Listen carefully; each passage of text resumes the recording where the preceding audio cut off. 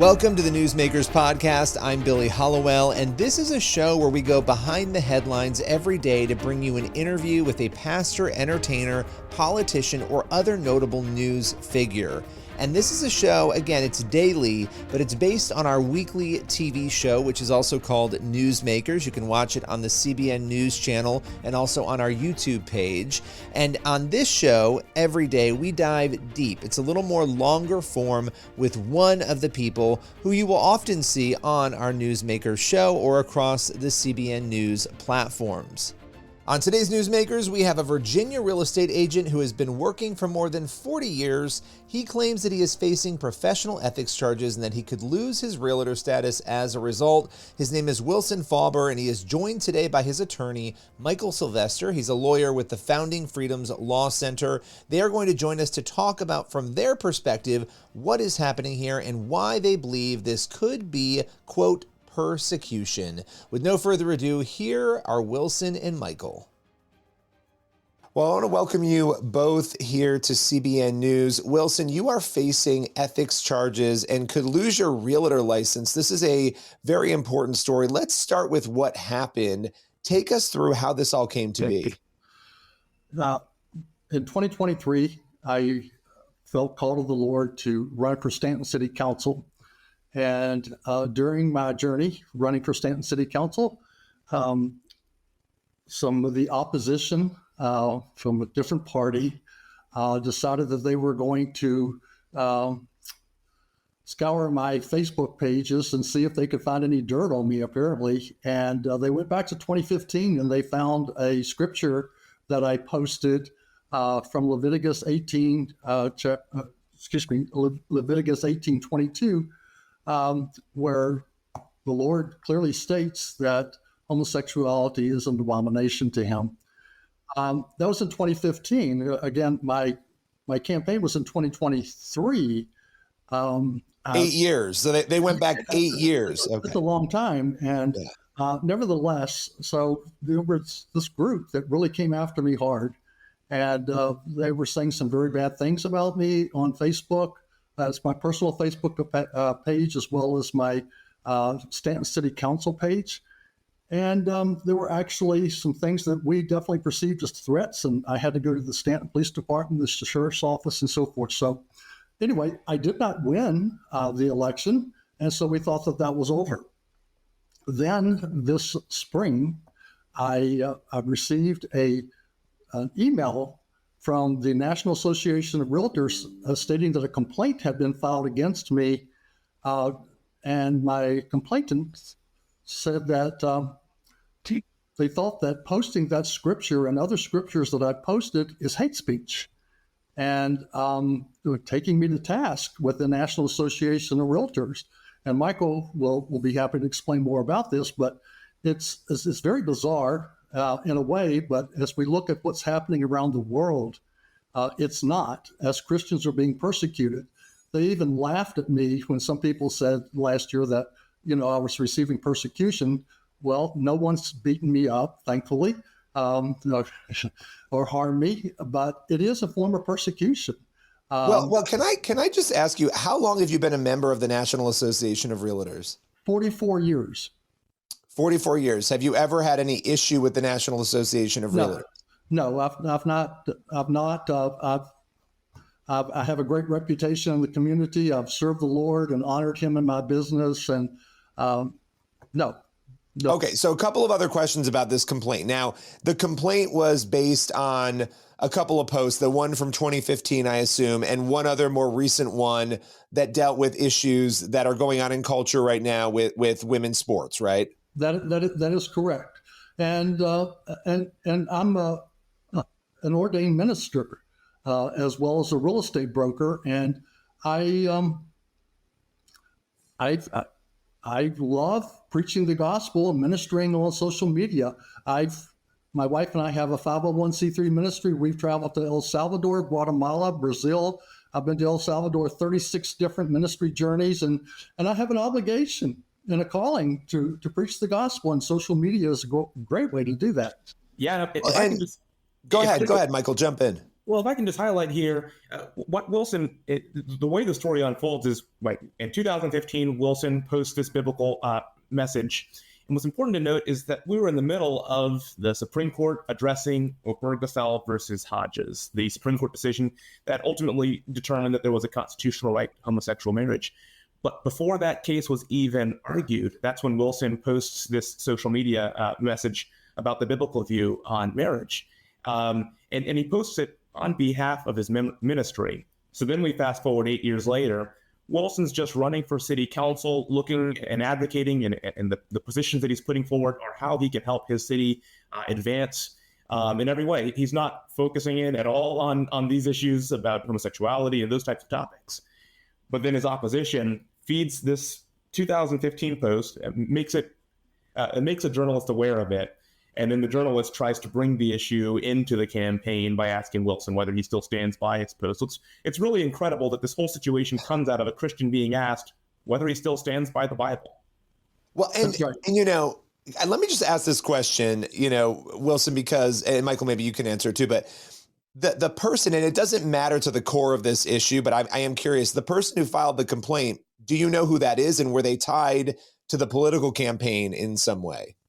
I'll say we are aware of there likely being pretty good connections between the complainant, and it is very clear that there was opposition from the complainant and relatives of the complainant to Wilson's particular campaign. So yes, it is politically driven, we believe.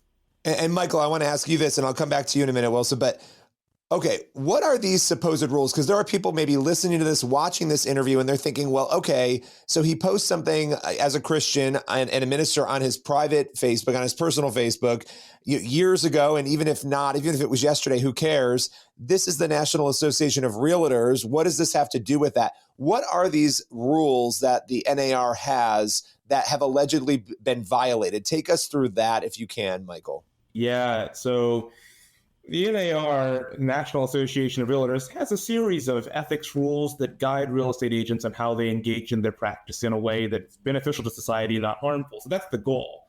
But in 2020, the Association of Realtors implemented a hate speech rule, a rule against hate speech, very vague term.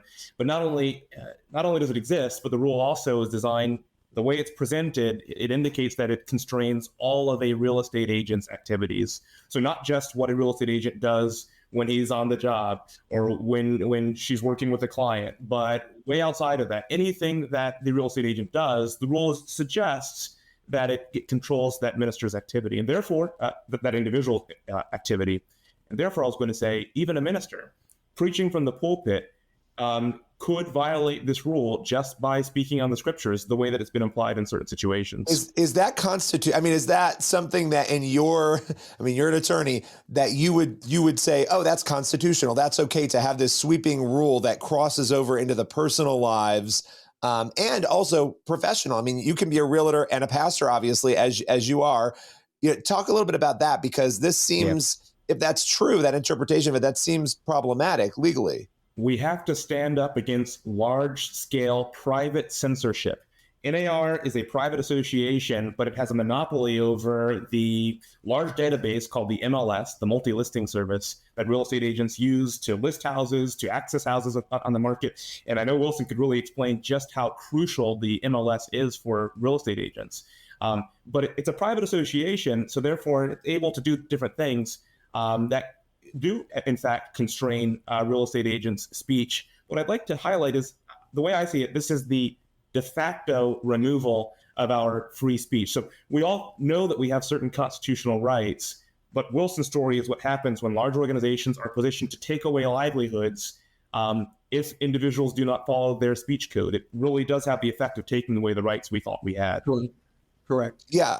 Wilson, go ahead and jump into that a little bit. Help us understand, because as a realtor, let's say that the National Association of Realtors says we're taking your license away. Dig into that a little bit more, how big of a deal that would be to you if that were to happen. Well, it certainly is a big deal. I want to say for the past 44 years that I have been a member of the National Association of Realtors, I've been a proud member. Because the National Association of Realtors has done a great job in many areas However, excuse me, in recent years, there are some mishaps and some problems within the leadership of the National Association of Realtors. And in my specific case, and we know of a few other cases across the country where basically the way I see it is it's persecution and certainly trying to silence my free speech. When I can't post these things on my social media or even speak of certain scriptures from the pulpit. But the multiple listing service is extremely important because that's where we get information about sold properties, properties that are for sale. Certainly any clients, they want their property to be listed in the multiple listing service. And in my area, I have to use the National Association of Realtors. It's a three-tiered structure where if I want to have access to the multiple listing service, I must join the local association of realtors, and I must join the Virginia Association of Realtors, and I must join the National Association of Realtors. And they have the power, they've given themselves the power that if they find me guilty of hate speech in this hearing on December the 4th, that they have the right to levy a fine from $5,000 to $15,000. They have the right to remove me from the membership of the National Association of Realtors, the Virginia Association of Realtors, and my local Association of Realtors, which then cuts me off from the multiple listing service. You know, I'd like to note too that people who are watching this or listening to this, we have covered at CBN News Pavi Razinen's case out in Finland. Right now in Finland, yes. She's a member of parliament. She posted a verse from Romans, right, about this very same issue. And right. That Bible verse on Twitter at the time, formerly known as Twitter, it's now X, posted it there. And now she has been she's in her third legal battle right now, fighting over this Bible verse. This is something that is happening all over the world. But I think in America, a country that has prided itself on a First Amendment, on protecting religious liberty and religious freedom, this sort of case, right, can be seen as potentially a step towards what we're seeing happen in other places. Now, this complaint was filed. You were notified of it earlier this year. You have this proceeding, this ethics proceeding that you just mentioned. Wilson, what do you expect will happen? And Michael, feel free to dive in on this as well and fill in any blanks. But at this proceeding, what do you have to do? What will it look like? Let me jump in here. Sure. And just to start off by saying this hearing should not be happening right now because what Wilson actually said and what he's done, I don't think constitutes any objective understanding of the phrase hate speech. In fact, even I had mentioned earlier that there was a news article that was published about Wilson's 2015 social media post. In that article, it recounts the fact that Wilson highlights that he loves everyone, he serves everyone, and he hates no one and discriminates against no one. But instead, he still emphasized he cannot deny the scriptures. That's not hate speech, I don't think, under any definition. So the proceeding should have stopped from the start. The ethics team has a process wherein they can dismiss an ethics charge, and I would assume that they use it regularly, whenever they find a frivolous complaint, a complaint that doesn't have the right factual allegations to go forward. That's this case. It should have been dismissed right away. But instead, the ethics individuals specifically and affirmatively determined that if the allegations are true, there could be a rule violation. And that means that Wilson does have to go on to this hearing that we're talking about in December, where there will be the presentation of witnesses, cross-examination, et cetera, all about Wilson's religious expression. And what do you expect? So will there be an answer quickly here? You know, how does this work in these types? And maybe we don't know, but you have to go defend yourself. Basically, it's a court. You go and you defend yourself. Will you know right away? Is there a time frame that you have to wait before they will slap a fine on you or dismiss this? I think it's about 7 days or so that we should be able to have a knowledge as to what the outcome will be. And, you know, Wilson, what happens? Let's say they come back and they say, we're fining you. You know, you have to pay a $5,000 fine and admit that this was wrong. And if you pay that fine, you're essentially admitting that. What will you do? What will happen?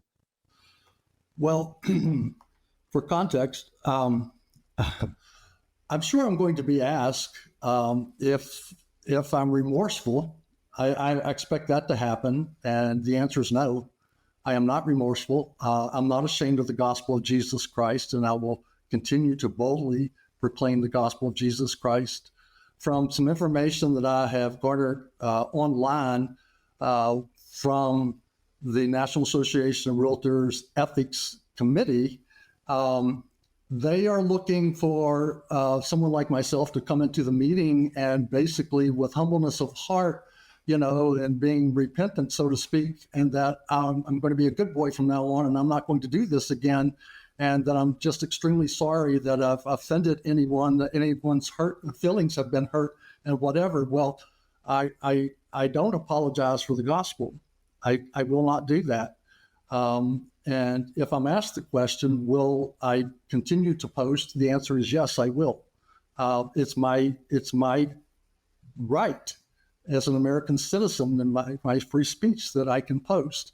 And I'm not going to be controlled by man. First of all, I serve God. And my real estate career is on down the list. So it is very significant, but we don't really know what they're going to ask, of course, and we don't have any inside information because basically there is a gag order in place, and Michael can speak to that. Right. Yeah, Michael, go ahead and give us a little information on that. There's different provisions that the NAR has that attempts to impose different confidentiality, but I think there's different ways to read those. But you were asking about what's the potential outcome. Really, the outcome should be that Wilson should be found to not have violated the rule. There's no way to say that Wilson engaged in hate speech under the way that the rule is written. So I really do believe they should find in favor of Wilson at the hearing. If not, then I think Wilson will immediately appeal within the National Association of Realtors ethics process and ask the higher internal body to reverse any negative outcome. But I think he should win at the hearing. That's my hope. If this were to be a loss and the appeal within were to be a loss, would you take this further legally? We'll evaluate every option. There are different tools that we're aware of and very strongly considering. I'm adamant about pursuing the case. I believe the Lord has called me for such a time as this to be His voice in this particular matter, and He has given me His peace. I feel strong about this, and I'm going to do everything that I can to expose what is going on and try to right the wrong, because this really isn't just about me. The National Association of Realtors has over 1,500,000 paying members.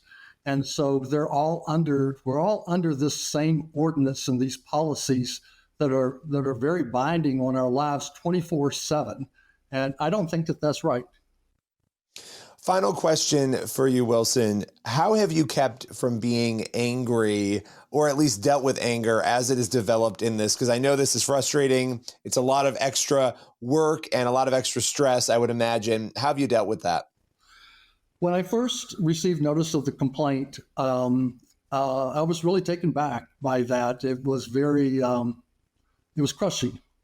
It was crushing, and I felt frustrated, and certainly there was some anger. And for 3 days, I spent time with the Lord and seeking Him as to how to deal with this, because I've never dealt with anything quite like this. And how do I deal with this? What do I do with this information now that I have this, that someone has the right to basically end my career for something that I'm not guilty of? And so I spent 3 days with the Lord, and as my emotions settled down, He began speaking to me that there was a purpose in this, and He gave me His peace. And I can honestly say that my accusers, I love them as fellow human beings. I disagree with them, on their position, but I can say that I love them, and I don't have anger and I don't have bitterness. And even during the hearing, I will be able to look them in the eyes and say, I love you as a fellow human being. And I believe that you're wrong in what you're doing and you're trying to ruin my career, but I love you in Jesus. This is exactly what we need in our profession. It's exactly the type of gentleman like Wilson Faber.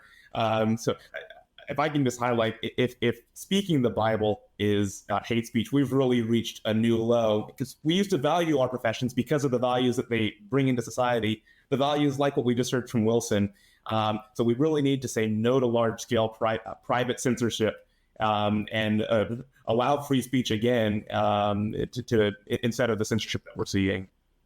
And, I'll just note as we close here, we're also called, if you're a Christian, you're called to bring your faith into everything that you do. You're called to go into it in that way. And here, these are private messages. It wasn't like you were going into clients and saying, you have to read this Bible verse. You have to do this. I've never done that.